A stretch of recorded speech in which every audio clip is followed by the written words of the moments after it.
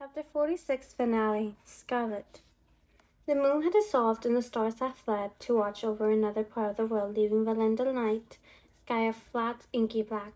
Only spots of bright came from a few glowing windows lit by burning lamps and candles like the ones blazing inside of Scarlet's lingerie suit, where she panted in front of the lady prisoner's gilded cage. Scarlet's brow was drenched in sweat that she couldn't fully wipe away because of the ruby bars wrapping around her head. The gemstone glove had grown even heavier over the last few hours, and she tried and failed again and again and again to alter the angry emotions of the young woman Garber had brought in. Scarlet needed to do this. If she could control the feelings of this woman, then she could control the feelings of the fallen star and stop him before he took the throne in less than one day. But despite her best efforts, Scarlet couldn't do anything beyond reading the young woman's feelings.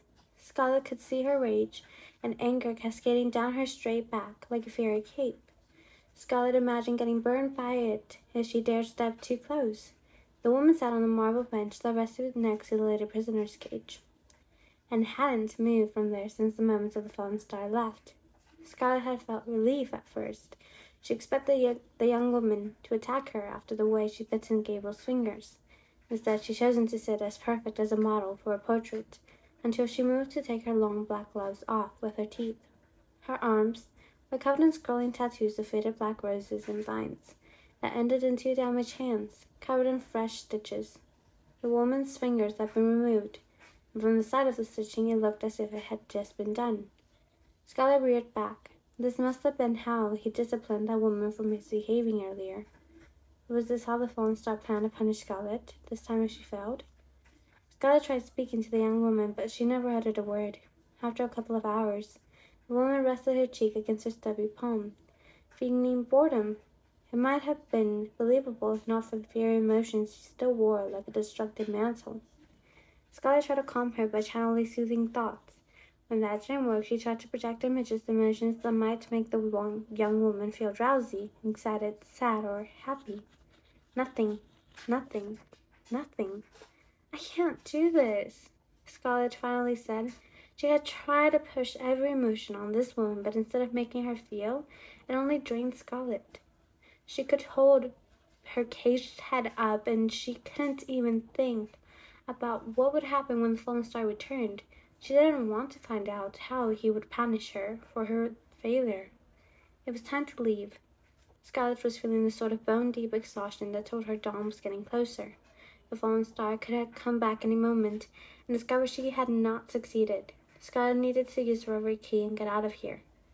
She thought too highly of herself to imagine that if she stayed here long enough, she would defeat him rather than the other way around. She hated the idea of Tella and Julian seeing her caged, but she needed to return to them so they could come up with another plan. "If you leave now, you will never win against him," said the little prisoner, stopping Scarlet as she approached the main doors. Until that moment, Anissa had been practically silent, content to swing on her perch and watch Scarlet repeated failures with the young woman. But now, the Fate was on her feet, gripping the golden bars off her cage as her eyes turned near white. "Don't quit. This isn't supposed to be your true ending, but it will be the start of it if you leave now." "I would stay if I knew what to do, but—" Scarlet cut off as the doorknob turned. "Blast it!" She hesitated too long. He'd come back. Except when the door opened, it wasn't the fallen star. Morning light poured through the doorway as a servant boy wheeled in a cart laden with food, which he promptly set on the dining room table. Scarlet hadn't realized how hungry she was, or how stale the air had become until suddenly it was filled with the scents of breakfast cakes, strawberry puffs, honeycomb spirals, brown sugar sausage, seasoned eggs, and piping hot tea. The young woman finally moved from her chair.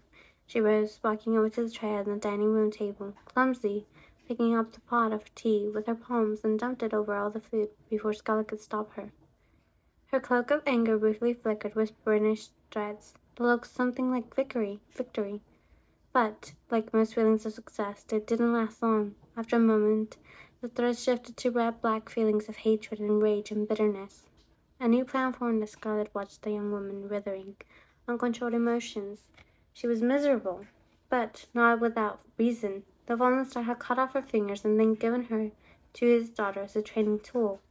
Scarlet would have been furious too, The thought gave her a wild flicker of hope. Maybe there was a way for her to shift the woman's emotions after all. "I'm disappointed," Scarlet said. "I would have thought you'd be clever at defying my father. I might not be able to control your feelings, but I can see them. He's the one who chopped off all your fingers." The woman sat still as a placid doll, but Scarlet could see the vivid colors of her emotions crackling like a fire after a fresh log had been tossed into it. "The fallen star is the one who you hate, and you think acting like a spoiled child with me will hurt him, but you're wrong. If you really want to injure him, help me." Scarlet picked up a soggy strawberry puff and took a bold bite, as if it wasn't about to make a risky proposition. This woman might have hated the fallen star, but that didn't guarantee she would help Scarlet. Her loathing was so horribly heated and powerful. Scarlet wasn't sure if the woman was capable of feeling anything else, but Scarlet had to try. And Alicia was right. If Scarlet left now, it would be the start of the wrong ending. Scarlet could have used the rubbery key to escape, but she and her sister and Jillian would only be safe for so long, and the entire Meridian Empire might never be safe again. "I have no love for the fallen star either," Scarlet confessed. "I may be his daughter, but he murdered my mother and put this cage around my head. If you want to hurt him, help me deceive him. Find a more effective use for your hate. I can see it burning you up, but you can use it to burn him instead. Or you can stick to dumping over pots of tea." Scarlet finished off her sodden strawberry puff as she attempted to read the woman's response, but her anger and hate were so powerful it felt anything else. Scarlet couldn't see it. She glanced back at the lady prisoner once again, sitting pretty on her gilded swing. This should be very interesting. And then the doorknob turned. This time, the fallen star strode in. A heavy gold cape with elegant red embroidery and dense white fur hung from his shoulders. It was too much for the hot season, but she doubted he cared. It looked powerful, which was the ultimate importance of him. The pleased smile he wore during his last visit was gone. The victory had turned into history, and now he was hungry for something more. "I've brought you another gift." He snapped his fingers. A streak of spikes shot out, and a pair of servants carrying a box nearly as large as Scarlet stepped inside. "I think you'll like this present. But let's see your progress first, or this might not be the gift that I give you." His golden eyes cut to Scarlet's tea-soaked breakfast. "I think you'll be pleased." Scarlet forced herself to grin. "You might be able to tell from my morning meal that frustration was one of the emotions I effectively projected. I don't need a summary, I want a demonstration, and I prefer to see an emotion that deviates from her natural state of anger and displeasure.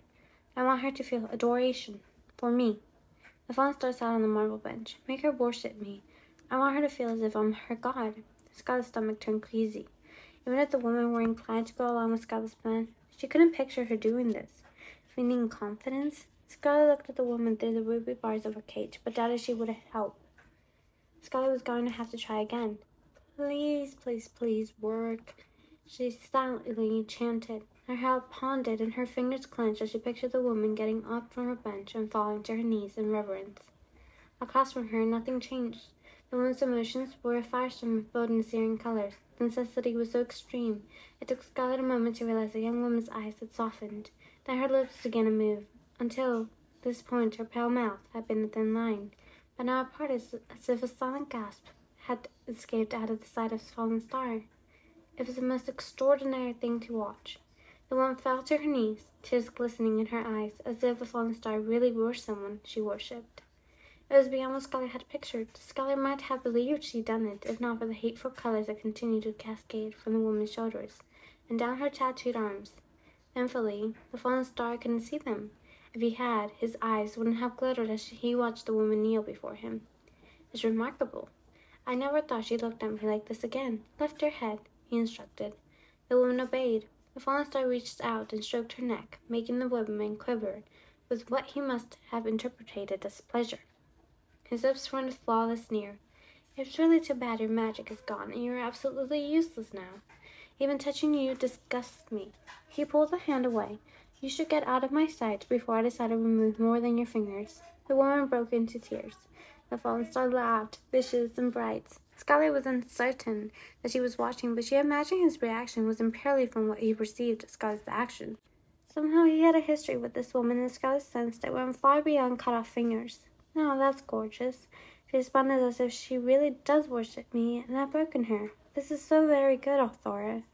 You didn't just make her feel, you've given her real feelings, but the wrinkle marred his perfect brow. I don't sense that you've tapped into your full magic yet. Let's see what happens when you take them away. I want every hint of love and adoration gone. I want her to feel nothing. Turn her into an emotionless husk. His voice dripped with cruelty. Scarlet fought against betraying her disgust, once again focusing her full attention on the woman, as if Scarlet were the one in control of her. But nothing happened. If anything, the woman sobbed harder. She rolled thick, sloppy tears as if her emotions had gone out of control. Scarlet didn't know what the woman was doing. Her true emotions hadn't even changed. Her tears weren't real, but they were effectively infuriating the fallen star. The air in the room grew thick with heat. The walls began to sweat. He glared at Scarlet. Make her cease. I can't. Scarlet admitted, Stop this, or I'll put a stop to it, he threatened. The woman fell face first onto the floor, hysterical as a child. It echoed off every surface. The little prisoner covered her ears. Scarlet furiously tried to project calming thoughts and images. She didn't have to read the fallen star's emotions to know how destructive he was feeling. He rose from the chair, flames licking his boots. Just give me a minute, Scarlet pleaded. I can fix this. I'm learning. This won't be necessary. The fallen star pulled the woman up from the ground by her neck, and then he snapped it. The almost ending. Chapter 47, Don Tella, Finale. Tella's dreams tasted of ink, blood, and unrequited love. She was inside Legend's mural. The night smelled of paint, and the spying stars looked like smudges of white gold rather than sparkling orbs. When she looked down, the paint from the moonstone steps stuck to her toes, turning them a glowing white. She was in the mirror last seen, standing on the steps outside of the Temple of Stars. But unlike in the painting, Legend was not with her. There was only Tella in the steps and the gold-like statues, which glared down at her as the maiden death glided near. Go away. Tella didn't need another prediction of the lost loved one right now. Does that ever work? Asked the maiden. Not usually, but it feels good to say. You need more in your life that feels good, thus telling you the brighter of all doom to go away. The maiden death sighed. You refuse to understand me. I try to prevent the doom, not herald it. But after tonight I will not come to you again unbidden. For if you do not summon the assassin in me when you wake, then it will be too late to save your sister on the Empire. The maiden death lunged forward, grabbing Tella's hands, and Tella shot up in the bed, drenched in sweat from her head all the way down to the backs of her knees. Her hands were dry, but as soon as she opened them, they turned damp. Two luckless coins rested in her palms, one of the assassin and the other of the maiden death. Tella jumped out of bed and threw on a robe. She didn't want to believe the maiden death, and she really didn't want to call for her help. But even if the maiden death had not come to her in a dream, Tella would have known something was wrong. She should have been woken up much sooner. The night before, she crawled into bed with the windows open, hoping the sound of the ocean waves would drown out the echoes of Legend's rejection. You deserve someone who can love you, rather than an immortal who only wants to possess you. She didn't know if he just said it to push her away, if he'd taken his brother's advice to let her go, or if that was truly how he felt. But halfway through the night, she realized it didn't matter. Legend was right. Tella didn't deserve more than love, who just wanted to possess her. The problem was she wanted that more from Legend. She could lie to herself and say she didn't want Legend to lose his immortality for her. But she knew that if he ever offered her his love, she'd take it and hold on to it forever. Tormented by all these thoughts, she hadn't expected to find sleep. Also, if she had fallen asleep, Julian was supposed to wake Tella up as soon as Scarlet dropped off the fallen star's blood. But either Julian had woken up or Scarlet had never appeared last night. Tella pounded on Julian's door and swung it open as nearly at the same time. Tella faltered at the side of an empty bed. She laughed and marched down the stairs, but Julian wasn't on the lower levels. He wasn't anywhere at all. All she found was a note pinned to the back of the front door. I can't wait here anymore. Crimson didn't check in last night. I'll bring blood. I'm worried something has happened to her. I'm going to find her and bring her back. Jay.